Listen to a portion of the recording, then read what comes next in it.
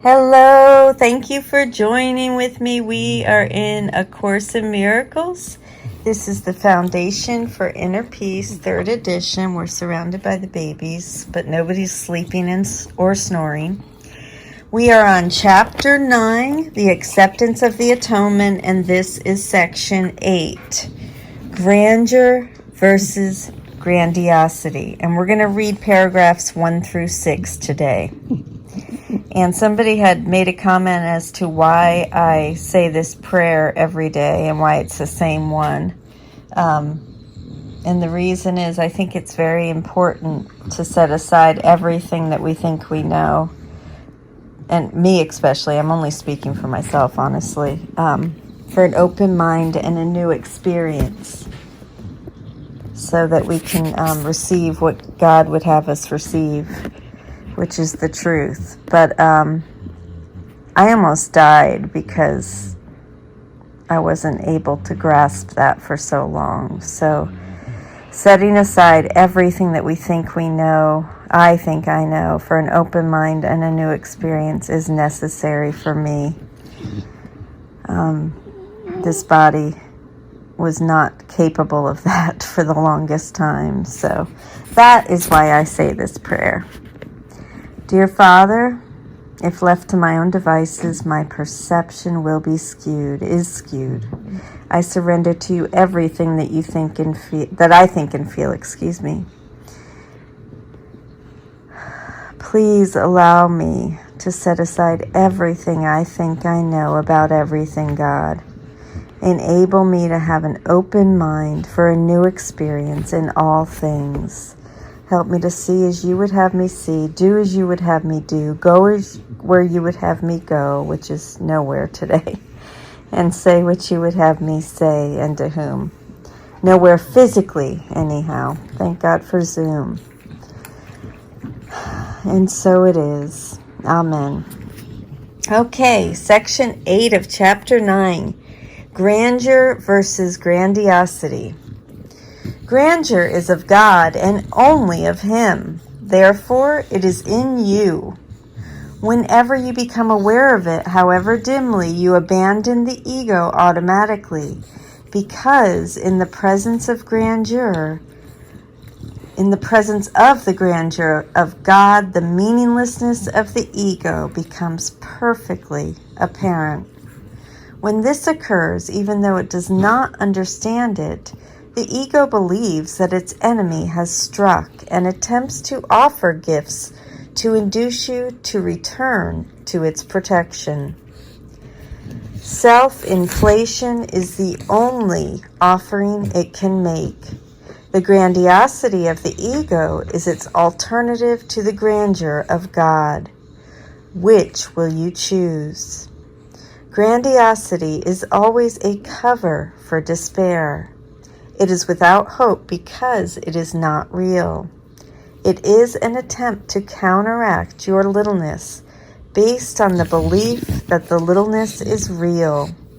Without this belief, grandiosity is meaningless, and you could not possibly want it. The essence of grandiosity is competitiveness because it always involves attack. It is a delusional attempt to outdo, but not to undo. We said before that the ego vacillates between suspiciousness and viciousness. It remains suspicious as long as you despair of yourself. It shifts to viciousness when you decide not to tolerate self-abasement and seek relief. Then it offers you the illusion of attack as a solution.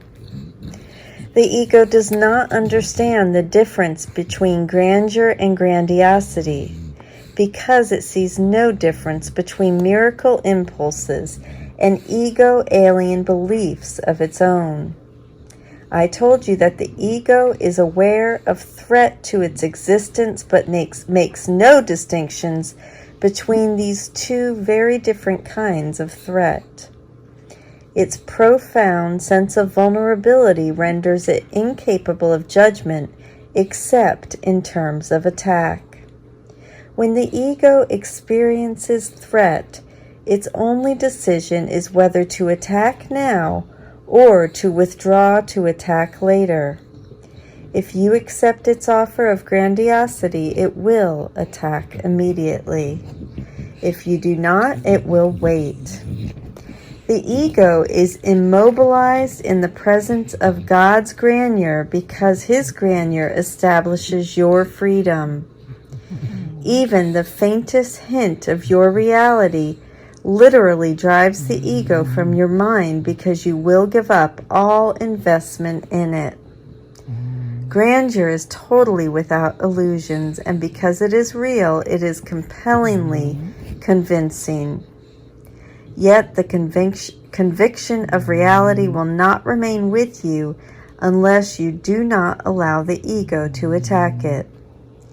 The ego will make every effort to recover and mobilize its energies against your release. It will tell you that you are insane and argue that grandeur cannot be a real part of you because of the littleness in which it believes. Yet your grandeur is not delusional because you did not make it.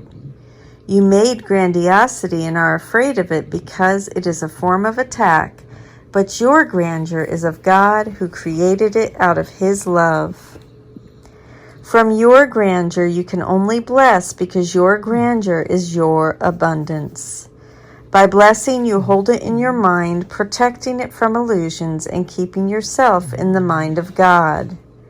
Remember always that you cannot be anywhere except in the mind of God.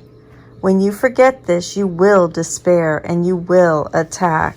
The ego depends solely on your willingness to tolerate it. If you are willing to look upon your grandeur, you cannot despair, and therefore you cannot want the ego. Your grandeur is God's answer to the ego because it is true. Littleness and grandeur cannot coexist, nor is it possible for them to alternate. Littleness and grandiosity can and must alternate, since both are untrue and therefore on the same level. Being the level of shift, it is experienced as shifting, and extremes are its essential characteristic. I'm going to go ahead and stop there for this, and let's go ahead and move into our silent meditation. Go ahead and inhale for a count of 2 through the nose, and exhale for a count of 4 through the mouth. Let's do that 3 times.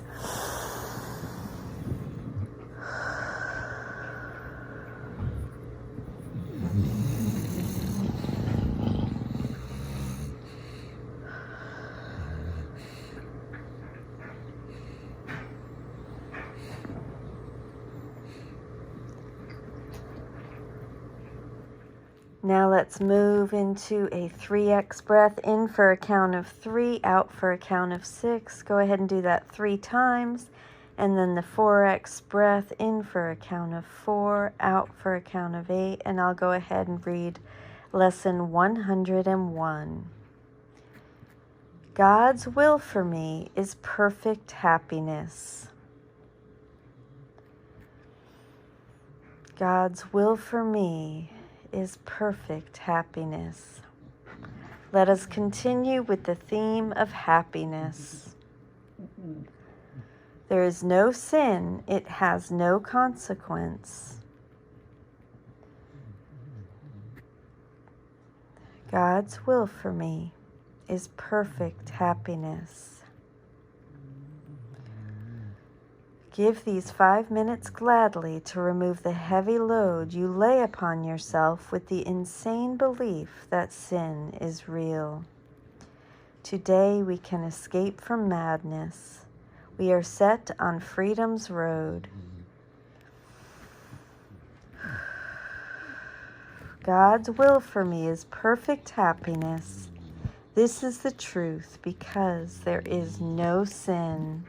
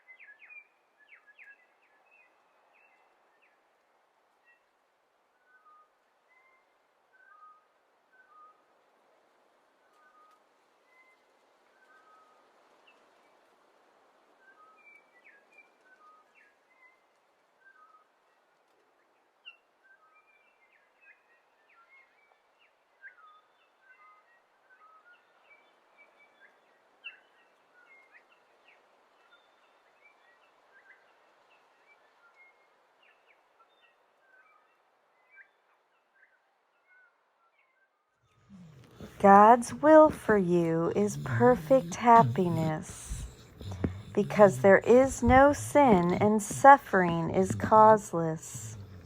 Joy is just and pain is but the sign you have misunderstood yourself. Fear not the will of God. God's will for me is perfect happiness. This is a key idea in understanding what salvation means. You still believe it asks for suffering as penance for your sins. This is not so. God's will for me is perfect happiness. Let us go ahead and think of 3 things we're grateful for.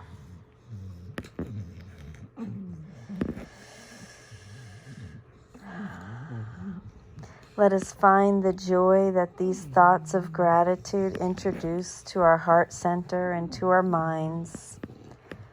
Let us extend this joy out into the world. Thank you so much for joining with me. I love you. Have a beautiful day.